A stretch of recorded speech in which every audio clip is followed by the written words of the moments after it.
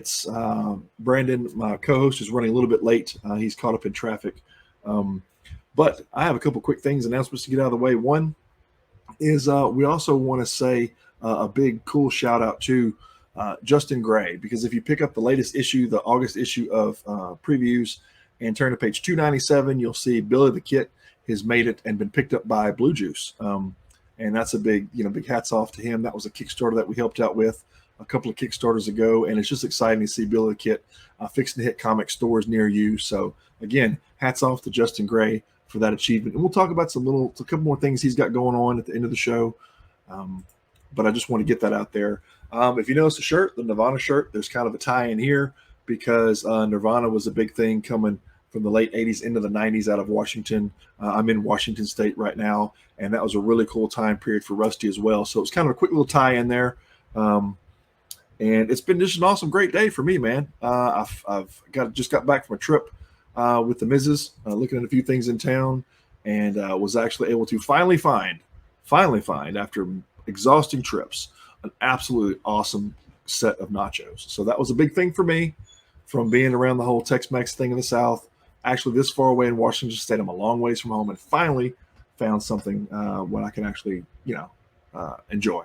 So a couple of big cool things there. And without further ado, we'll bring in the man of the hour, Mr. Rusty Gilligan. So what's going on, man?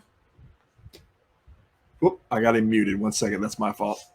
There we go. Sorry about that. My best joke, and you ruined it. The best joke. God. Just start the whole thing over in the roll the credits. Get the whole thing out of here. Oh, man. No, I was saying thank you very much. I really enjoy being here. Well, we're happy to have you. Rusty and I have talked on and off again over the time and several things, and I felt it was time to bring him on and talk about this project. And it's one that we've been kind of helping out with here on the sidelines. But it's a really awesome thing. I can't wait to get my set in. Well, I'll tell you what. I normally work on comics, right. And I've been doing trading card sets. Oh, I would say sporadically over the years. We did a Wanted Women set years ago, which set records and won an award with Diamond and Capital distributors. We did sets based on my Mac and Trouble card set. A comic book. We also did trading cards based on Wizard of Oz and a pulp magazine covers. So this dinosaur set is actually a kind of a love child. It's actually about 2 years in the making. Started out being one thing, and it just kept evolving and evolving, pardon the pun, until it wound up getting to the stage that it's at now. Well, I'm kind of running the ticker across the bottom here for everybody. If you go to inked.pub/The Earth Trembles, you'll jump right to it. It's on Indiegogo right now, and it's a really cool thing, man. Well, I appreciate that. A lot of love went into this set. So you said a couple years in the making. So you just kind of worked on it here and there, or kind of? Well, it started out being we wanted to do a dinosaur set. We've always wanted to do something that was fun / educational / unique. And, everybody will always say, hey, let's do an art set. Let's get a bunch of artists and do a great set. Beautiful paintings, or, on and on and on. So I decided to change it up a little bit. I didn't really want to do art, basically. It got to the point where everybody does art. Sexy girls, superheroes, whatever. It's all art. So, pardon me and my allergy here. I promise I won't die on air. Well, don't worry about the coughing, man. We about got smoked out here for the last few days here. Yeah, you were telling me when we were talking. Yeah, that's awful. I'm going to cough, so you'll hear me cough every now and then. Maybe it's a sympathy cough, but I'm still coughing. Use that Nirvana shirt to cover your. There you go. But anyway, so it started out being an art set. I won't bore everybody with all the things that it went through, but we didn't want to do just fossils, and we didn't want to do something else. So being in charge of a studio is kind of an odd thing. You set what you want to do, you do what you want to do, nobody tells you what to do. I don't like that. I like the idea of having an editor or an advisor over me. I think that's one of the things that I don't like using the term independent. Everybody kills me for that. Or indie. I hate those terms. They're incorrect. They're unfactual. I like saying small press because that's really what it is. Gotcha. So that's if I slip and say small press, don't throw garbage at me between the screens here. But that's what I tell a lot of people in the small press industry. Um, you may be in charge, but it's good to have people over you because when you work in the comic book or the trading card industry, there's always editors, art directors, on and on and on. There's a hierarchy between pencilers, inkers, writers, depending on what the project is like.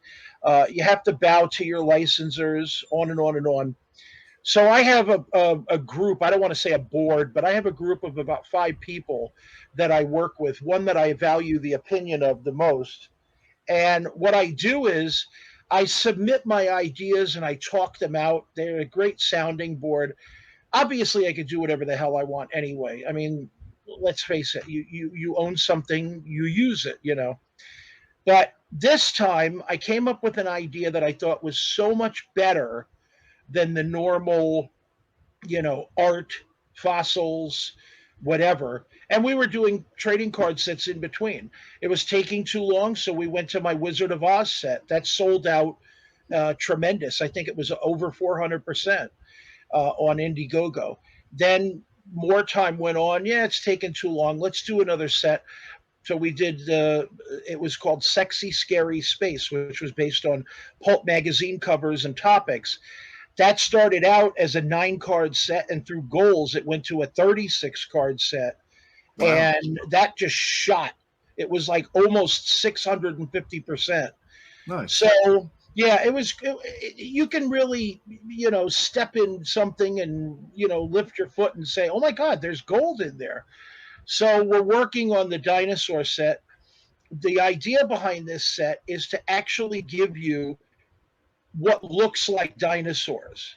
Not me drawing a T Rex, not here's a T Rex skeleton, here's a museum picture, here's a fossil, Right. old hat, boring. These are actually real life dinosaur exhibits from all over the world. So, for example, in China, don't ask me to pronounce the name of the city. It starts with a T, and that's all you get. But in China, they have these full life dinosaurs. They're the size of dinosaurs. They're painted. Some of them are animatronic. They move. A few of them are outdoors in parks. And if people go to the campaign and they look at the 2 previews that are up there, they'll see stuff from China, South America, Iran, all over the United States, all over the UK, Africa. These are beautiful photos of what is considered to be real life dinosaurs. The main card, my favorite one, the number 1 card, is a beautiful, accurate depiction of a T Rex, or at least I get a lot of flack for this. Accurate as far as we know. We're Right. not talking about Jurassic Park, which is semi blah blah blah, and we're not talking about they now have feathers. Did you do one with feathers? Okay, maybe not, but this is the T Rex that we grew up with. Gotcha. And these are, like I said, these are really stunning photos. I wish I could have shown more than the 2, but certain photos have licenses to them. Right. And I wanted to push the 2 that were there. Then we decided to go a step further. I don't want to bore everybody, but then we decided to go a step further. We have relic cards and While you're sketch cards. telling them about it, I'm gonna bring up that card again real quick. Oh, there you go. There you go. I think that's so cool. That is literally like one of the coolest things. Now imagine people walking right up to that and taking pictures, shaking hands, grabbing the teeth, whatever. To me, that's exciting. That's like a I real real life Jurassic Park is as far as you can get right now. I'd be the guy that would like climb in the mouth to get, I'd be that furry. Right, That would be me. right. I'd be the one that would like bend over slightly and put his paw on my behind, and I'd be like, it's like, show me on the dinosaur where he touched you, that Well, kind of thing. there was I went to the Corvette Museum, and Uh-huh. there's a area where they demolish them, right? Where they wreck them to, see how the crash test tummies and everything else work out. And I had just really recovered from a really major wreck. That, by the way, side note, was not my fault. So I recovered from this wreck, and I literally laid out in front of the car as if I got hit, Oh God. in the whole crash test dummy scene in the museum. So I'm surprised I didn't get run off for that. But yeah, that was a fun moment. I'll have to share with you off air a picture that I took at Wizard. When I was a guest at Wizard for like 7 years in a row, Mhm. and I used to do their panels and their TV shows and blah blah, and and I used to run like the little symposiums. Here's people take notes and whatever. I have to share with you a picture. I almost got in trouble for it, but I said, you know, grow up, like, sometimes I feel like just like smacking people. It's like, you don't like it? That's okay. You have a right to not like it. Get in trouble Yeah. for it? Yeah. No, that's okay. We don't get in trouble for foolish BS. So, but the card set has like a bunch of cool stuff in it. There's relic cards that actually have certain ones have megalodon teeth actually affixed to the card, and a certificate of authenticity sticker is placed on the back of each card to show where the megalodon teeth came from. These Nice. are real. These are real, and they're certified. So anybody that gets those special 150 cards, that's great. If they don't get that, the same card has dinosaur stamps from all over the world. We have stamps from literally almost every country that you can imagine. Every continent is covered. Time periods going all the way back to the 40s, going all the way to current. Beautiful artwork and photos on the stamps. These are real postage stamps. Okay. So, and then there's the sketch cards. Artists from all over the world drew these beautiful depictions of dinosaurs and fossils. And the sketch card actually opens and closes like a dinosaur's mouth, opening and closing. That's a cool effect. It is. It's all on the site. It's all on the site. I encourage people to go there. There's free dinosaur puzzles and coloring pages for the kids. There's activity pages. There's more than 30 digital trading cards that people can download and trade from all the artists. Wow. There's all kinds of free stuff. And the goals are amazing. So if there's any dealers out there that are interested, super dealer goal there. A lot of people don't do that on their campaign. We created a secret dealer perk so that when the dealers go up there, they can literally get the same kind of rates as if they're the distributor, and we cut out the middleman. Guys like Diamond and a few of the others have been, I don't want to say ripping off and screwing people for years. I don't want to say that they've been hazardous to the industry. I don't want to say that, they've hurt the small press publisher. But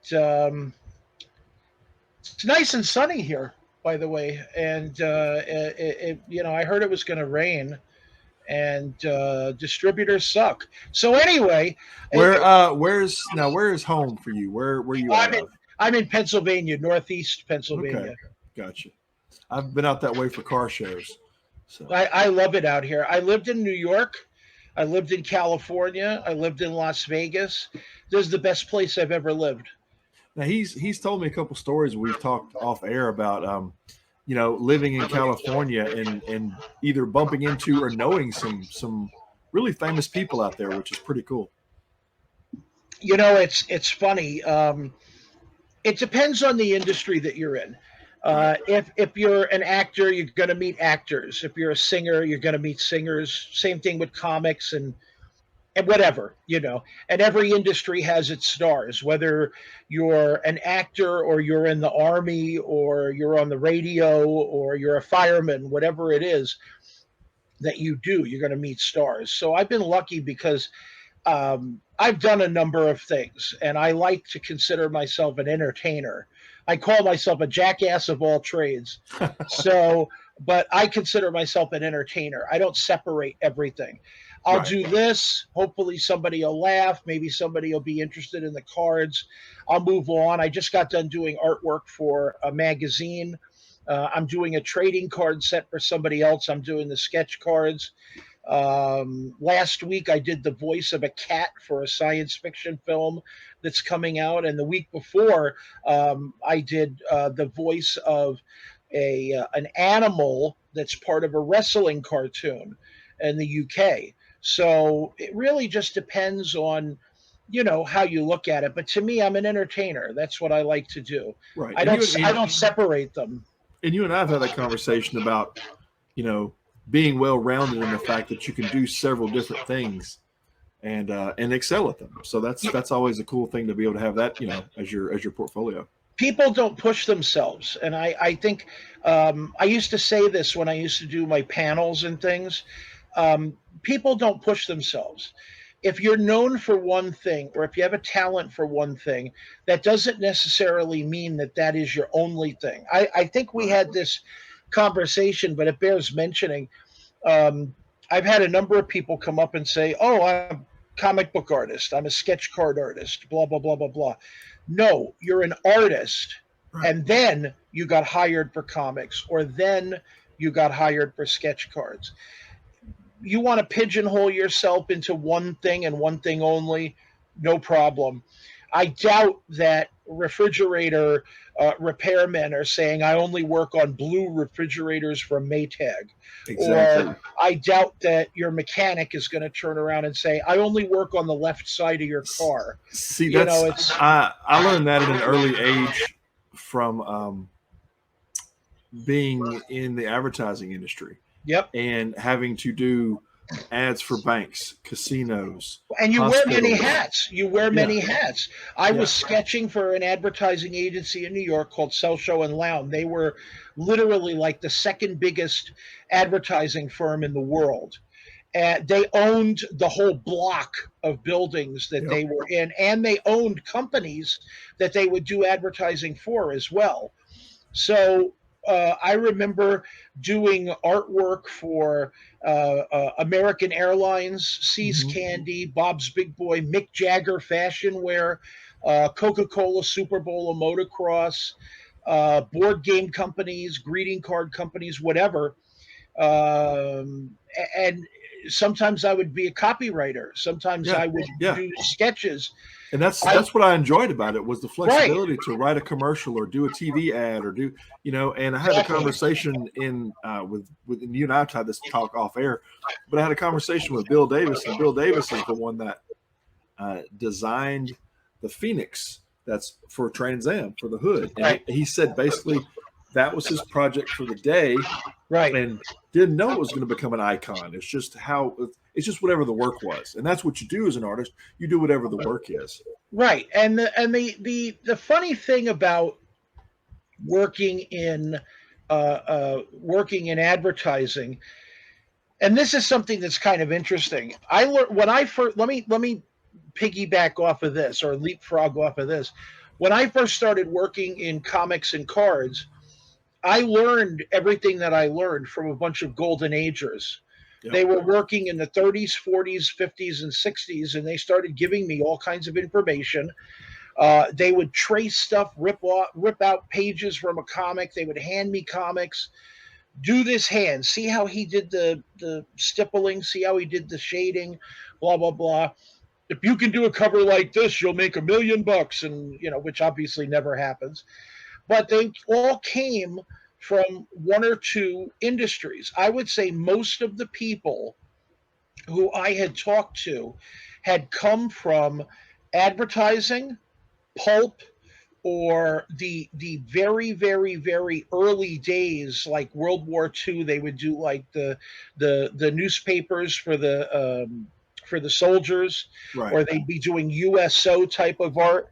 And the funny thing is, they would hop into comics. They had like they had the whole thing behind them. You know, hey, here's a pretty girl, and she's standing next to a big giant bottle of Coke, and there's a plane flying in the background.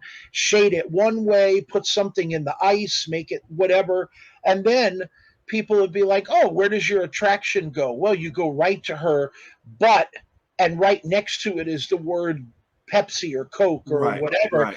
And we used to do a lot of that. And I used to teach a whole class on subliminalisms. Oh yeah. We used to do all kinds of stuff with the vines in a plant, with the cracks in the ice, with the way a cake was decorated. Oh, Uh, we could have a whole show on how to move the eye around on a right, page, right, and people don't know. I call myself a lot of times the tough consumer because I know what they're trying to do, and I right. know the mechanics behind how And they're it's doing what they're funny. doing. It's funny. It's kind of like it's kind of like, the setup is like you're this hardened seal, and you've been trained for years, and you're on a mission, Exactly. and you just land on the shore, and you smell something. Everybody hold back. I think there's mines on the beach. You can smell that, sir? Shut up.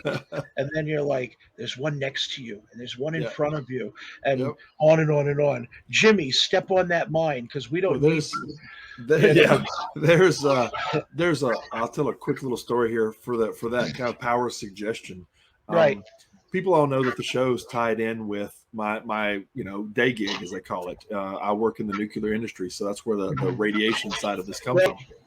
Well, back years ago, when I first got into this, um, we shot radiation. We actually, used radiation, shot it on pipes to get pictures of welds so we could see if there's any kind of problems with the welds. So that technique, you actually bring out a radioactive source and you shoot it on a pipe, and you actually shoot it. You put the film and you shoot through the pipe onto the film. It makes a negative. Well, people are always curious. That you have this, radiation barricade up, and you people come, like a rock concert. They're hanging on your barricade, want to see what you're doing, and we'd always tell them. I was taught to tell them it smells like cinnamon. Um, you might, if you can, real quick, turn your speakers down because it's getting a little bit of playback of me talking and coming back from yours. So, but they, How about now? let me try it. Okay, that's a little better. Yeah, I was talking and then hearing myself talk on yours, so I didn't want it to play back for the crowd that way. So anyway, You want me to put headphones on? it's up to you. It's up to you. But I'm doing it there. I'm setting up this barricade, and it's the yellow barricade with the magenta, and people come up. Hey, what you doing? Everybody's curious, right? What are you doing? Right. Well, I'm shooting X-ray. Really? I said, well, you smell it? Can you smell it? We're shooting right now. Can you smell the radiation's out? And they go, what does it smell like? I said, cinnamon. You smell? Yeah, I smell cinnamon. Well, those two people would get 2 or 3 people, and pretty soon those people would get people, and pretty soon you got 6 or 7 people standing around going, I smell cinnamon. Right. Wow, right. Man, you're right. 2 other quick stories, and I hope nobody goes to jail over this, so I'll say this fast. So one of them was 2 guys pull up to a gate to get in, and everybody's always curious of an X-ray truck, and the guard was real scared, and she would open up the door and look in, and if you've never seen an X-ray truck, it looks like a big giant swan truck driving down the road. It's got a big box, fiberglass box in the back, and so they let this build up for like a week, and they about this time of year, it was getting to be Halloween, they went to the Halloween store and got 10 or 12 of those, break them, and they glow sticks, and in the back of an X-ray truck, you actually have the source sitting in basically a munitions box, right? And so they took these sticks and they broke them and they set them under the camera, and they took the lid and they didn't quite put it on just right. and they tilt it a little bit. So there's this ominous green glow coming out of the box, kind of like Pulp Fiction, right? There's this glow. And so they laughed and they pulled up to the gate. There's your buddy. And Trying to so find a good place for it, but there is no good there is place. no place. Like I There said, we is no talked. good place for a dinosaur in your studio. By the way, No, mic check. How's there it you go. sound? Sounds just fine. Good. So it was. So they pulled up to the gate, and she, of course, opened the back, and she sees this green glow, and she screams. They scream, and they throw the doors open to the truck, and they run. I was like, "You guys should have went to jail. You probably gave that poor woman a stroke." So, you know, there's many other stories I could tell you off air about stuff that people have done that, you know, we probably all, they should probably have gone to jail for some of the stuff they've done. So Right. that's probably the easiest story to tell because really nobody was hurt. It was done outside of the facility, you know, but still, I won't. That's. I wasn't there. This was secondhand from the guy that was there that did it. But so yeah, it's people We used people to have. fear. We used Yeah, to people pull fear what they trick. don't know. We used to pull tricks on people when we worked in the advertising firm. We would everything from whoopee cushions to pies in the face to emptying someone's fountain pen and filling it full of chocolate, whatever. We did everything. It was a funny time. Same thing with wrestling. We used to put Vaseline on the doorknobs, short sheet Yep. the beds. Um, One of the funniest things that we ever did was we unscrewed the shower head and we put inside those dye pellets and put it back on. So when the shower started, it would slowly, erode the pellets and it would come out like brown, green, Oh red. wow. So Awesome. we did. We've done a million things. It was all funny. We've Another thing that was funny was we used to take cans of soda. We would shake them up really hard, and then we would put like a drop of super glue on the cap. So when somebody tried to open it, it wouldn't go, and they'd be struggling. And when it finally went, it really blew up. Great effect. Great nice. effect. Just silly stuff like that. Yeah, it's same. Some of the stuff we used to do in the industry, of course, you can't now because of all the No, laws and whatnot. But you know, there's been it's not there's even the been law. It's not even the law. It's hurt feelings. yeah, there's a Oh, lot of hurt I feelings out was there. assaulted. Oh, what happened? Yeah, they pulled the sheet off of my bed. Yeah, And they've got some wonderful on eBay and whatnot. They've got some wonderful hurt feelings reports that you can buy tablets and they just tear off and you fill out the hurt feelings report. Yeah, great stuff. too much of that these days. I miss one of the reasons why I don't engage as much as I used to is because of a lot of that stuff. Um, A lot of thin skin out there, man. A lot of thin skin. yes, I was trying to think of a way to put it. That's a good way to put it. I'm not into canceling somebody for something. I'm not into trying to get their careers ended. If somebody does something that I don't like it. It doesn't There you go. necessarily mean it's bad. Um, I don't buy certain books. I don't watch certain movies. I don't buy certain flavors of ice cream. I don't knock other people's fandoms. You like something, you like it. That's Right. fine. And I also don't knock things that aren't meant for me. I don't make fun of Barney. I don't make fun of Paw Patrol. I don't make fun of Muppet Babies. It's not meant for me. If Well, I it's personally it's enjoy what it, makes the world. It what makes the right, world go round. So there's a flavor out there for everybody, you know. right. I And personally enjoy kids things. I watch a lot of kids cartoons and keep up with it because I do a lot of licensing.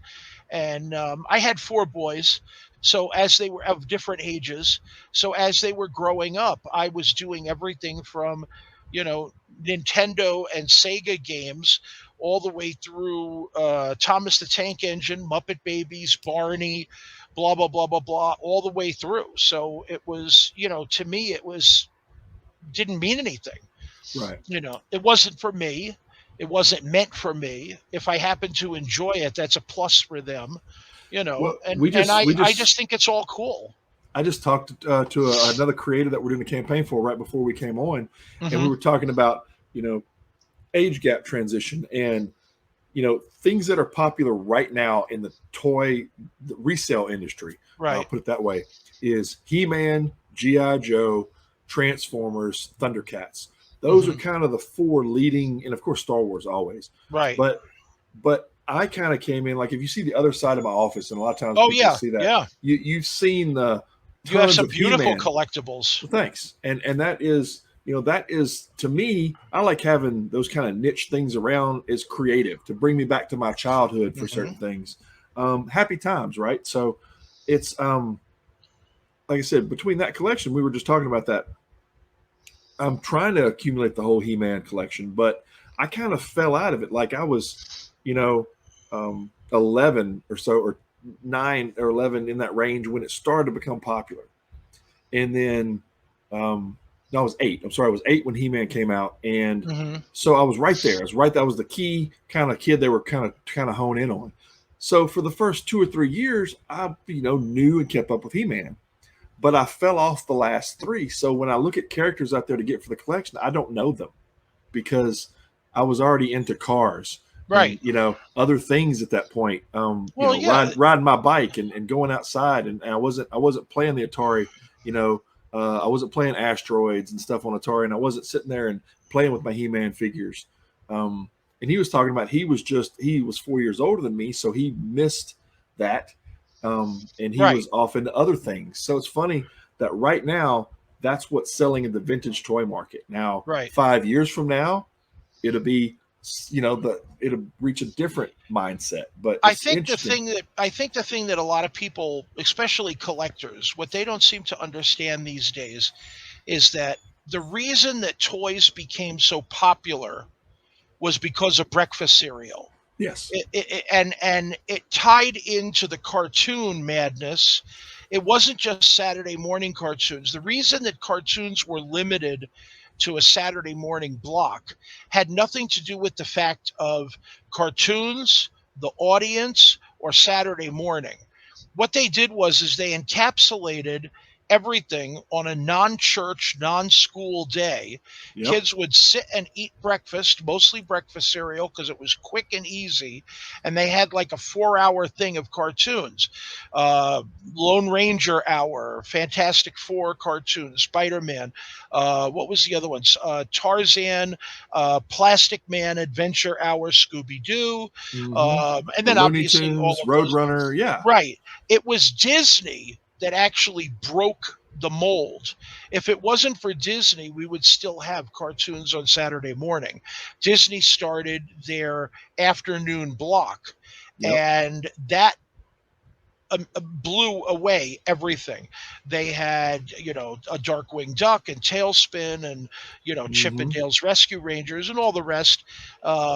Stupid stuff like Marsupilami, which only lasted for a short time, and their little commercial break cartoons, which were like Schoolhouse Rock on ABC for a long time, except they were like double the length. Right. Um, Well, so see, then, at that same time, a lot of people don't realize too, in the marketing world, and the Senate came in mhm, and banned being able to have cereals advertised to little kids, right. because at the time that we were all growing up, you could write into Tony the Tiger and Frosted Flakes, and they start getting birthday cards, and you kind of thought Right. you were Yeah, but getting a birthday card from. Yeah. funny? They screwed themselves because, but when they did that, it's just like the Frederick Wortham Seduction of the Innocent. The minute you point out something bad, two things happen. Everybody sees the bad part of it and it gets worse. Everybody sees the good part of it and it gets worse. There's no they stopped what they considered to be appealing to children, which was nonsense. And then within 6 months, it was like prohibition was lifted. Yeah, Everybody all went just back started. to what it was. And the funny thing was, it didn't just go back to the way it was; it went further. You Yes, it think it's did. hot You're right. now? It's like you think it's hot now. Move to the desert, and then like 6 months later, you think it's not. It's hot now. Sit inside that volcano, and then 6 months Uh later, we're all having fun in hell. That kind of thing. And it's hot. I mean, the products changed, the marketing changed, but underneath it all, it was identical and the same. And as for the thing about mailing Tony the Tiger and Toucan Sam and all the Yep. other things, they still do it.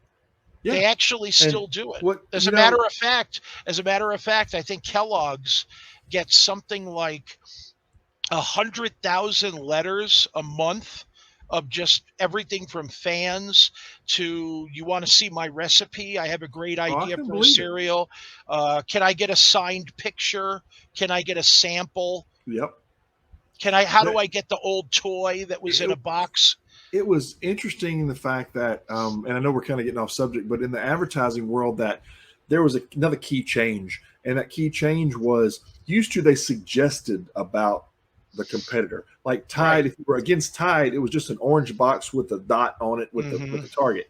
If it was Clorox, it was blue. Coke and Right. Pepsi were colors and symbols that were, it was the the red can versus the blue can. You Right. never really just backhanded the competitor in the face Right. until I don't remember which pizza company did it first, but the ad that excuse me, that really stuck out was the fact that one of the competitors was sitting on top of their store like the employee was taking a break and eating pizza, but he was eating the competitor's pizza, Right. I and remember that. he slides around his hat, and he's like eating Pizza Hut and he slides around a Domino's hat or vice versa. But it was a direct just backhand of the competitor that, hey, we're better I'm than pretty you. sure it was Domino's Yeah. that did it. Um, the thing that changed the whole advertising market was when cigarettes and liquor were restricted. Cigarettes 100% and Yep. liquor within a certain amount. I'm very surprised that cigarettes were banned and not liquor, but that's a tale, I guess, for another time. But once that changed, it changed the face of the market. There were a lot of things that you weren't allowed to do, even with products that had nothing. Like for example, um, people were using cloth diapers for ages. Yep. Then plastic, I was raised with cloth diapers as a child. right? Me too, and and I'll probably be back to them in about 20 years.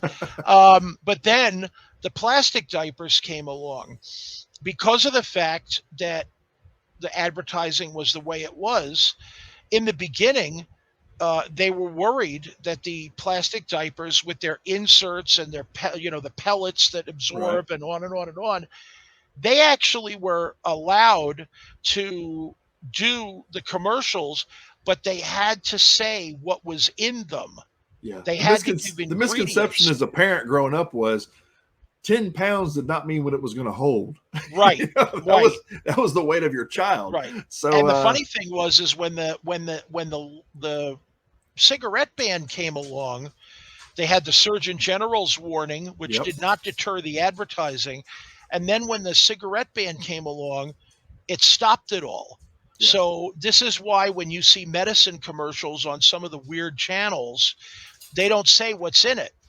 Yeah. This is why when you see diaper commercials, they don't say what's in it. They don't say what's in talcum powder.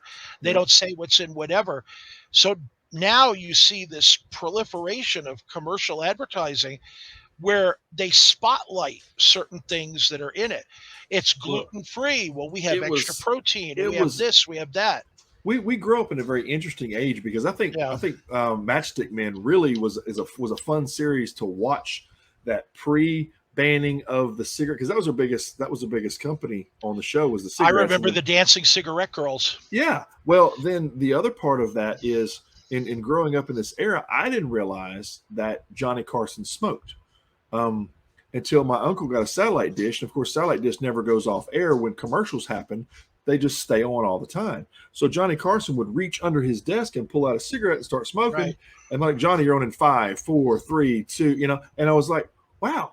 And then he'd put the cigarette back and he's okay, right, they're back on air. And then he'd go back again and then they're okay, 3, 2, 1, and then he'd put the cigarette back. right. And it was interesting to see that growing up and go, wow, okay, yeah, you don't see commercials on, you don't see cigarettes on commercials anymore. You don't see them in shows, but then you watch like that show, The Matchstick Men, and everybody drank in the office and Right. everybody smoked during the show. And, When they I brought when I back all of that. when I worked on Marvel cards for a company called Upper Deck, You weren't allowed to show any of the characters smoking.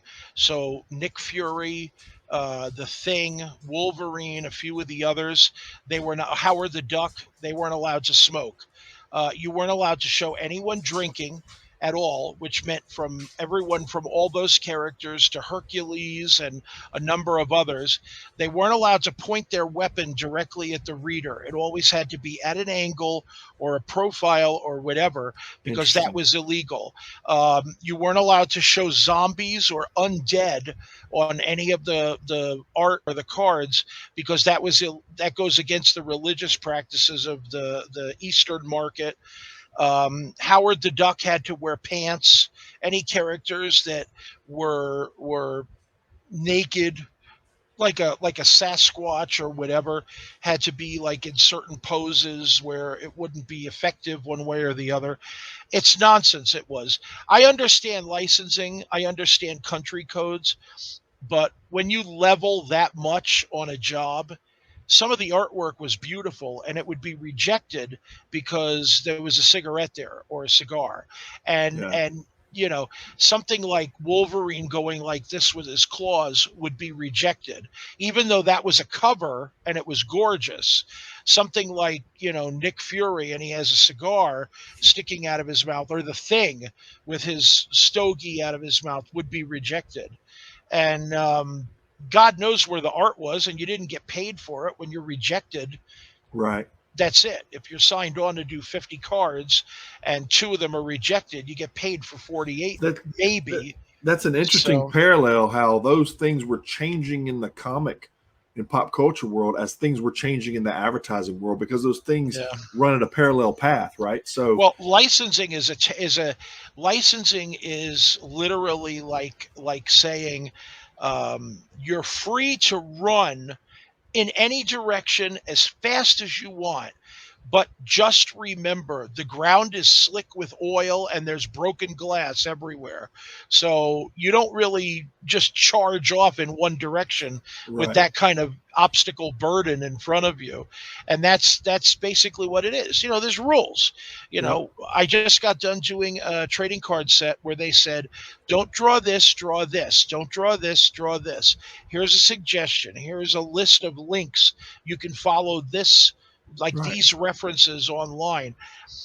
It's almost like you're researching a giant project. It Then by the is, time you're and done, it's like, geez, I don't want to do it anymore. It's like well, you took all the fun out of it. I've figured out how all that worked when I became the logo police for giant corporations like Sprint PCS, and I had to go Hmm. make sure they used this particular red, this particular gray. The Right, logo was this far away from everything else. It was only this font. It was only used in this nature. You couldn't put these two colors together. You couldn't use this block with this right. font. And I still research all these things to this day, because all of the ads that you see that we put out, like the one that I had flashed up there, that showed the advertisement for you coming up. There is research in all of this to show that Spotify has to be so far away from Pandora. Pandora can only Right. be this font and this color. iHeartRadio has to be these three colors and has to be spaced this far apart. The height of the heart all the way around. So yeah, I still to this day Oh yeah. play by those licensing rules. You You have have to. to. You Yeah. have to.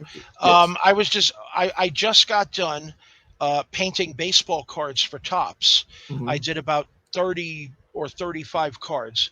So the I look up the colors of the uniforms. I didn't paint them all the way. I did black and white, and then I did special borders that were in color. I would Hmm. airbrush and do dabs in the background. I wish I could show you. And then I would look up the colors, and I found out, like, there's more than a few teams that actually have patents protecting their shade of color. And I won't say what team it is, but there is a very popular team that has a shade of blue that can only be used by them. I And they can believe it. do go after other companies for using it. Like, for example, let's say you own a hot dog restaurant. If that looks the same, they'll go after you. like And the McDowell's versus McDonald's in right. Well, Coming to America. this is just so weird, freaky, subtle. And it'd be like somebody coming after you for that shade of green Oh on your yeah, background there. it's interesting. It's wacky. I get it. I get it, but I don't see the association. What You know, if you own like a hot dog company and someone you have a shade of red, and then someone comes out with like tampons and they have a shade of red in their logo, or a soda company. we had to do that for press checks for all the different hospitals and banks and casinos and stuff. So you literally go to the printer and you Right. had your loop and you checked to make sure how the color was coming out. If it matched the Pantone color, that was their official Pantone. Like I always tell people, like back to the cereal thing. They go, "What do you mean?" I said, "Well, CMYK, Right. cyan, yellow, magenta, black, make up everything, and there's registration marks. So you can even Right. take." I said, "Tell people, I said, go to your cereal box. Everybody's got cereal. I said, go to your cereal box and crack it open. There will be a registered color block, That's and that's right. the colors that make up that particular set." Yep. That And used to be on any that used to be on almost everything that was yep, cardboard yeah, at the time. And sometimes you'd see it on plastic packaging too. and that was Yeah. always the cool thing about comics when they get off register. Like there's those few, or like there's certain comics that there's a blue character that's not supposed to be blue, Right. and they missed the mark, and they printed a few and they recalled them, but the few of them got out, so they're more valuable, right, than the others. Right. Um, but that kind of thing was a thing. So I can remember, like it was yesterday. I'm 48 now. I was probably 19 or 20. Um, Still in college. I got my first advertising job, and I can remember vividly the vice president came to me, and he was I don't fault him in the fact that he knew about marketing, but he didn't know about marketing. He knew Right. enough, but not quite. Well, marketing And and advertising are kind of different animals. they are. People always do PR/marketing, and what they don't Yes, realize is, and they're two different. right. So That's like saying airplanes/radios. It doesn't. yes, They're very different. and I learned that because, and I was very fortunate and very blessed to be in that situation that young, because I was exposed to a lot. So I take all those experiences then and I use it for ink now to be able to help with campaigns and such. So back to the thing, he brought me, and that kind of goes to our color theory. He brought Right. me some an envelope, a letterhead, and a business card. He said, make sure when you go to the printer, they use the mercury blue. And it was Hmm. Mercury Cellular and Paging was the business. It's gone now. It's changed names and been bought out, but that was the business back then, one of the largest in the area. He said, make sure you use the Mercury Blue. And I looked at them, and the business, no lie, the business card, the letterhead, and the envelope is what it was. All three were a different blue. I Yeah. looked at him and I held him up. I was like, so which one is it? And he looked at it. He's like, I've never noticed that before. And I was like, they're all three different blues. Which one is it? And it was just the particular printers. They didn't do that at the time. They hadn't done press checks. They hadn't done any kind of quality control. Right. They had three, and it was, it was And particular. also the fact that a lot of the work that was done back then was not a registration the Right, way Photoshop, Kodacolor, and digital work is today. Today you right. can say 10, 150, 50, and Yep, that's a tone. And yep, then if you just change one of them by one number, either direction, yep. it's going to look the same to the human eye, but it's not. No, And it takes a little bit to recognize. I feel bad for people who are colorblind or logos that are color absent, because right. I've actually worked for a company. We did something that was black and white for them, and we sent it to them grayscale because that's technically black and white. They got all angry because it was grayscale. They Huh. said, no, you have to understand, white is the absence of all color, black is the possession of all color. And when you send us something grayscale, you're sending us something off gray to the point where it's the furthest it could go without tripping over the black line. But if you Wow. send us something in color that's actually black and white, that's vivid black. And then I started learning some of the stuff. So if you do anything in Photoshop, when you go down to like your color box and you've got like all your different colors, go Right. to any color, red, let's say. If you go all the way up to the top, that's the brightest red that there is. And if you go all the way down to the bottom, that's black. But if you shift over along the bottom, it's still black, but the numbers change. Yep. So there's a degradation there, and Well, they actually could pick it out, and it we was used funny. we used to have to, when I first started playing in the computer realm of it, in computer design. There was no, what you see is what you get, right? It Right, was you plugged in a Pantone number and you looked at it on the screen, it was tints of green, and then you went to the printer and it printed out. I was like, oh, wait a minute, that red's a little bit, yeah, that's all. So you go plug in another Pantone number and right. see that kick out. So it wasn't the people are very spoiled now in the fact that of all the richness that you get to choose from. And I kind of dated myself with a guy the other day. I was talking about vinyl. And I was like, wow, that'd be a cool logo, but weeding that logo, meaning, and for those up there about in the business, weeding means you're pulling out the vinyl you don't Hmm. need. So you print out the vinyl, and then you literally with usually a knife, you're weeding, you're picking out the pieces you don't need and exposes the rest. He's like, well, we don't weed anymore because he has a sign shop. I was like, what do you mean? He's like, everything's printed vinyl now. He said, weeding went out a long time ago. Right. And I was like, wow, I was there before vinyl was a thing, and then watched Oh, it listen, revolutionize the I sign worked world, and for now it's I back out. worked for a newspaper where we did block type. So Wow. forget about that. Yep. And then I remember doing what was called cutting rubies. We used to get Yep. I know exactly what that is. the straight page, and we would have acetate over that, and the Mm-hmm. ruby would be on it, which would be like red or whatever. Well, it was just a color, and then we would cut away what we didn't want so that the Yep. cover had like red, like in a tree, and red at the bottom. It was still a black and white cover, but it Yeah. was one color, and that was cutting rubies. And I started for the trading cards that I do now. I actually do something like that. I try to use a lot of the older techniques because I find that nobody uses them anymore. And I think that the effects, and I think that I want to say the word capture because that's an older term, but it's not really that. I think that it brings about a different look, a different definition. It does, and it's And interesting nobody today remembers this because stuff. like you talk about typesetting today, and it's so easy to just spin through all these fonts and pick something out, but literally when you have to place the metal on the and make the Right. plates and everything. I mean, we have typesetting blocks on our desk as reminders of how it used to be, right? We don't have to Hmm. physically go out and do it, but the stuff that when we used to do things, you actually burn the four different plates, or you would burn, a fifth plate if you wanted a gloss, the whole Right. thing matte and then the gloss print to go on top Right. of it. So I think it is advantages in that sense that we came from that. Like when billboards, okay, for one thing, I've done a lot of billboard painting, and you physically go out there and paint a billboard, literally, or you would go out there and you would paint the side of a building, a mural or something.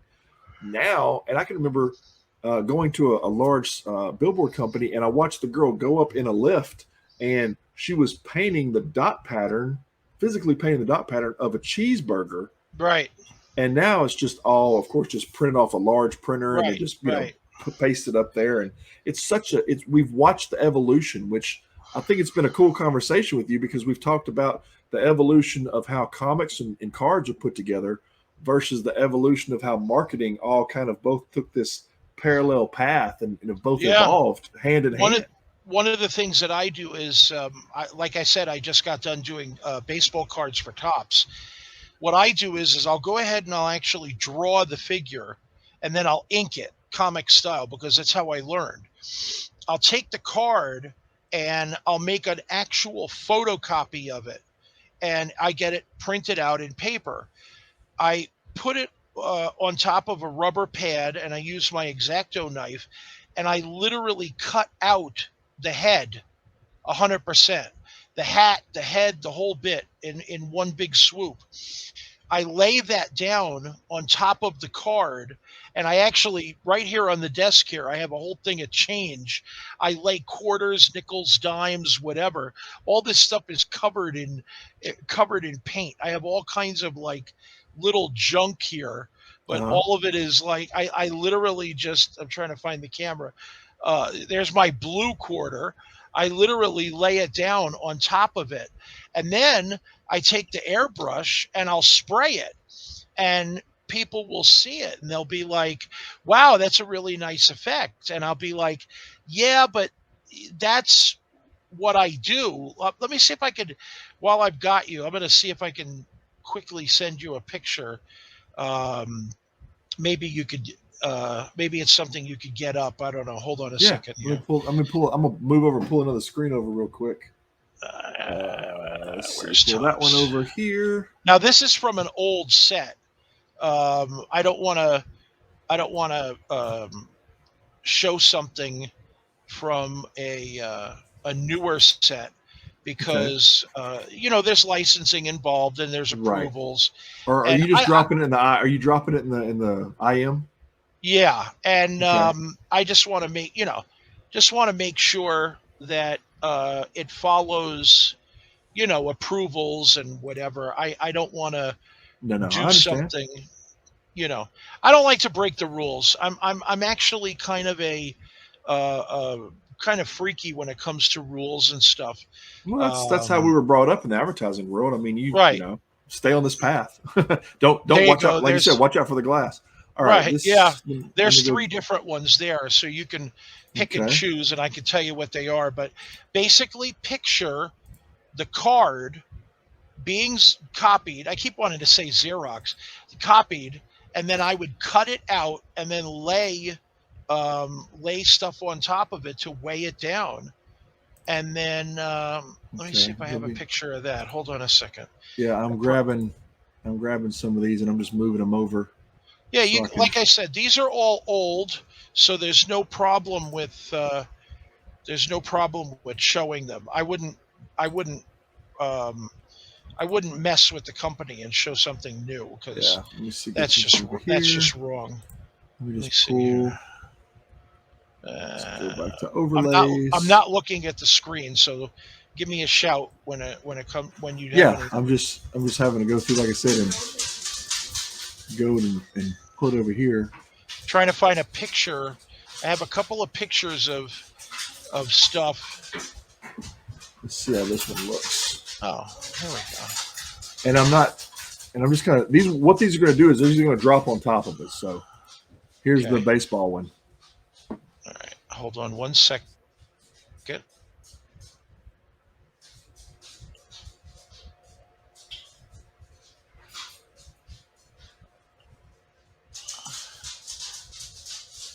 Can you still see me?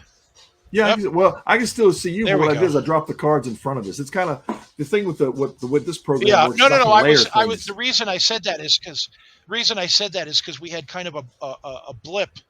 I was Gotcha. frozen for a second. Uh oh. So, but anyway, if you see, Yeah, I've got the what I've got in front of us right now yeah, is the those are the baseball card one. tops. Yep. I also sent you some other pictures in the some other ones just to give you an idea of what it looks like. Yeah. Let me go ahead and pull those up. One of them I'm probably not going to drop in the Red Sonja, but I'm probably You going to could, drop in the other ones. it's fine. Probably drop it. I'll drop Whatever. in the Betty Boop. Yeah. Yeah, whatever is fine. Custom But anyway, files. basically, like Open. I said, if you see the second set of pictures I put in, um, There's the Betty Boop one if you want to. let's see. Betty Oh Page. yeah, I'm Betty sorry. Page. Yeah, Betty Page. those are the first ones. The baseball cards were for tops a couple of Okay. years ago. This was from Dynamite. I worked on the Okay. Betty Now I see the other Page, ones. and then what I did, if you look at the one in the middle, what I did was is I took the exact. I would copy it, take the exacto, and I would cut out her body, and then Gotcha. I like to play with borders. So as you can see, I on the blue one, that's what the border naturally looks like. And then on the other ones, I would draw lines between them and create patterns. So I made kind of this X pattern in the middle, so it brings your eye to her midsection. And Right. what I did was is I kind of made it look like it was like lights or spotlights or whatever. So I laid it down on top of her, and then I would take the airbrush and I would spray it. And for the one in the Santa hat, I made my own border around it and cut out her and then sprayed it. See, I don't Um, think people realize all that goes into something like this. Yeah, You know? I will say though that there's a lot of easier ways to do it, but the thing is this is something that I learned, Right. and I enjoyed it. The ones that are in the chat that you can see, there's one that's marked number. Let me see. Let me see. There's one that's marked number 3 and one that's marked number 4. Well, You'll see they're they're the gonna only ones that have the change on them. yeah, they came up a little different. I'm going to show people kind of the end product, and then I'll kind of go back Well, to the coin so they can see. these actually have the number in the picture. Oh, okay. So Here is just here's one of the ones. pick out the two that have the ones with the change on it, and you'll Okay. see. This is That's kind of the what end he ended up result. with, and Right. then this is let's see. One, two. This is the number 4, and this has some change in it, Yep. and this has Yeah. the effect like you're talking about. Now see where the nickels are in the top left. That'll Yeah. show you like what's cut out. I Right. actually just cut out his whole body and laid it. Oh, I forgot. I could have shared a screen. Why didn't I bother And doing then that? there's that. That's okay. Stupid me. Sorry. No, it's okay. This actually works too because I can actually, like I said, drop it in there and you can talk about it. We can both see it and stuff. So. But yeah, basically, but it would be I cut out the whole thing, and sometimes I have these big heavy rubbers, they're like erasers, and then I have all this change, little pieces of cardboard, anything that holds it down, and then what I'll do is I'll spray it. And then if there, yeah, there's the rubbers. Well, we called them rubbers. They're like rubber erasers or Gotcha. rubber blocks. We used to use them when we were doing block type. We would put that over the blocks to protect it, and then we would hammer on those to knock the blocks in place, but it wouldn't hit the block directly, so it wouldn't chip it. Gotcha. So these are like, I would say probably those rubber pieces are like 45, 50 years old. Wow. Yeah, but anyway, that's what it is. And I would just basically make a template for the outside of the border, and I would cut out the body, and we would do things. And then I would do things like I would get creative. I would cut like patterns or wavy lines, or sometimes put a pencil across the middle. And when I spray it, obviously it leaves like a solid line all the way across. And we would color in that line to give it a little different. Gotcha. Or multiple templates. I did a card one time where I copied the card 4 times, and I cut out his face, and then I cut patterns into the background, and then I would start out with the smallest pattern and spray, and then keep going up and up and up and up, and it would look like one of those where they do the spray can art, like you'll see like on the streets, where they'll do like universe pictures and galaxy pictures and whatever. So I did a nice baseball card. Oh no, this was a football card where I did the stand in the back. I would cut out little dots for the heads, and then there was a line for the bleachers. Then there was green for the field, and blah blah blah blah blah. And I don't even remember who the collector was, but the collector got it and was completely floored. And that makes you happy when you do something and people like it. Yeah, that's the the good payoff at that point. That's the And I don't usually do commissions. I hate to say it, but commissions are very hard for me. I don't have the time, and you know, can you do this? Can you do this? Can you do a revision? Can you do something else? And I'm like, what do you want? I want a picture of Superman. All right, put it in my hands. I'm going to mail you it when I'm done. So I had a collector. He was very interested in, I won't say what it was. It was a sci-fi movie. And he goes, I need you to show me this being done this way and this kind of a pose. Okay. So he contacts me like 3 days later. I haven't even started. I'm working on another job. Everything I do gets in date order, period. I don't Mhm. care if it's a charity job, something for my mother, or big company. So I didn't answer him. And then a week later, something else, I didn't answer him. So about 3 weeks later, I just mailed it to him in the mail. I didn't take any of his suggestions. I didn't do anything that he wanted. I took what his original idea was and I did my thing and I mailed it. And I got to say, I was very lucky because over the years, I've only had one person, just one, say that they didn't care for what I did.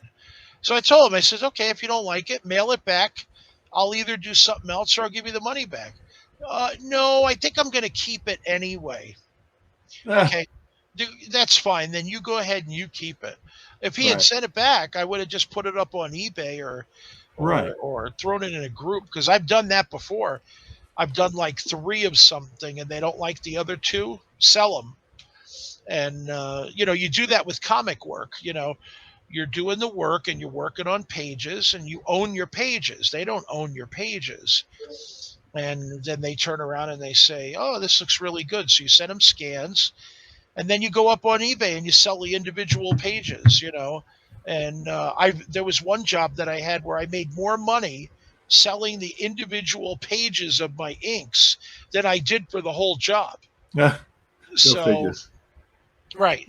So, Well, I have thoroughly enjoyed our like I said, our conversation turned into way more than just the campaign itself and grew you mean into we a. fell off the edge of the earth into We did. nothingness? We fell off into a really cool conversation. How art mimics life, right? And how advertising and comics really took a same similar path. So that's a really rich conversation for everything going on out there. Again, make sure you guys check out inked.pub, The Earth Trembles, and you go ahead and get a check out. You have about a week left to get a really cool card set, and And you the know, funny thing is that in our last week, we have something special going on. We lowered the price of all unclaimed rewards. So there's a discount for all the unclaimed rewards. Let's say there's a sketch cover, it was $60, now it's 35. Some of the stuff that's there that's five is now three because we're not a warehouse, we're not a store. Once the campaign is over with, everything gets fulfilled and it's gone to the bare walls. I'm not in the business of selling old sets and warehousing old sets. Indiegogo is it. When it's done, if you get it within the next day or two, that's it. And then we move on to the next thing. We've already got designs for two more trading card sets, one of which has cards have never been done this way before. So it's going to be something totally unusual. And we have some designs for some new comics as well.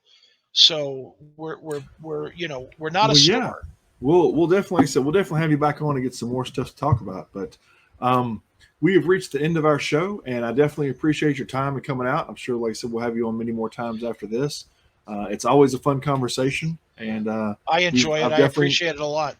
sure, man, and we'll talk again soon. But again, you guys again check out ink.pub /The Earth Trembles. Go check out this really cool set. Like you said, there's a lot of good things going on about it. A lot of good stuff on the campaign. Go check it out on Indiegogo, and let's keep this thing going. And again, Rusty, always a pleasure talking with you. And Thank you, my friend. I appreciate it. all right, my friend, we'll talk to you soon. Have a great night, everybody. Take care, guys. All right, that was Rusty Gilligan, and a really cool conversation. Like I said, that evolved into more than the campaign, evolved into really kind of some art and comics and advertising mixes of what was going on out there. I kind of want to run through a couple of announcements as we end the show and let you know some other things that are going on out there. I do want to check and see I'm going to pull some numbers and make sure some campaigns they're right at the end. So I want to make sure that they're still out there for you before I give you the final numbers on this. Because again, this is live, so I want to make sure these are still, because it was right close to the end. Let's see, a couple of them, because 3 different campaigns are going to be ending, or 2 different campaigns are going to be ending tonight.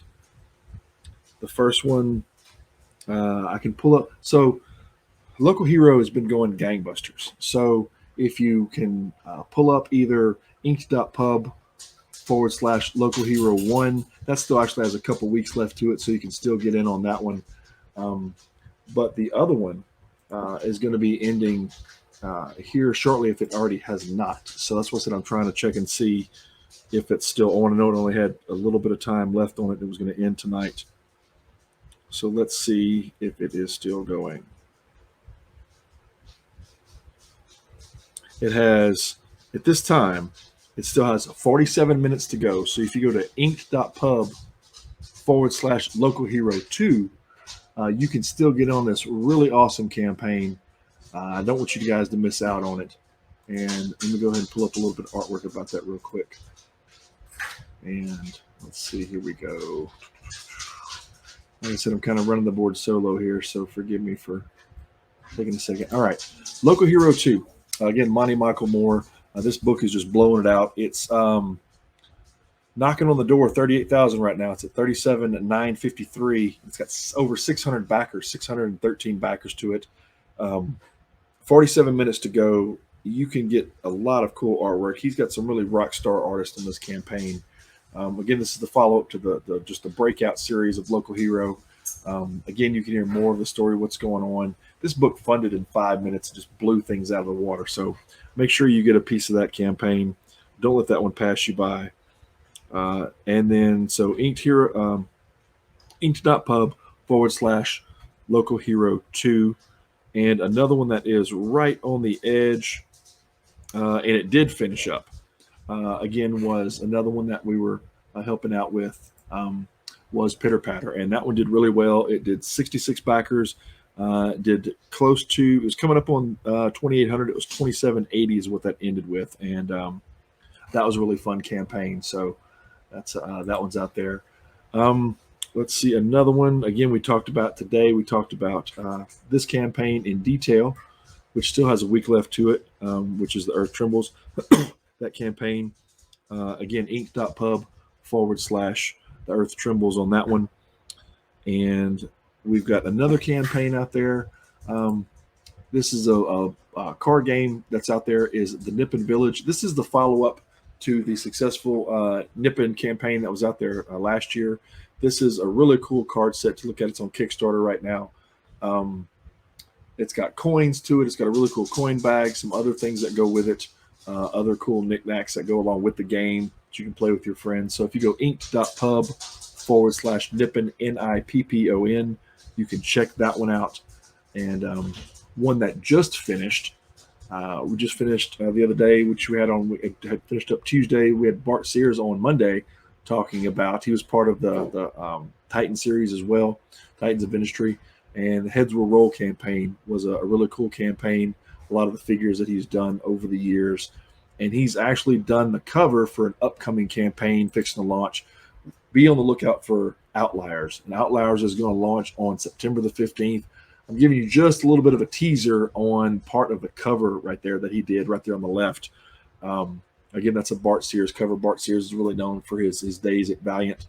Did the Exo series, did the Turok #1 cover. He did the pencils on both of those books throughout. He also did a lot of stuff for Batman. He did stuff for Blade. Did all kind of good stuff along the way. So that's another one that just finished up. And let's see. Another big one that's going to pop up that I don't have artwork to show you yet is one called Tiki Zombie. And Tiki Zombie you'll hear about. That will be our show that will be next week, because I always like to talk about what's going on in the following show. And we'll have Mike Gordon on. Mike Gordon's also a host on one of the shows, the Earth Station 1 show that's on the NSC Road Show. And he will be out here to talk with us. It's actually the 10th anniversary of that series, which is awesome. So, again, April the 13th at 7 p.m. Make sure you turn in to Atomic Camaraderie and hear us talk with Mike about what's going on with that launch. That one should launch here, should be around the 11th sometime of August. So that one will be up here shortly, and you don't want to miss out on that. So again, if you want to make sure you catch that next show and all the rest of our shows, I'm going to go ahead and wind out the show right now and end on this, where you can find the rest of our broadcast. For more fun-filled episodes, come visit our website, www.comicrodery.com.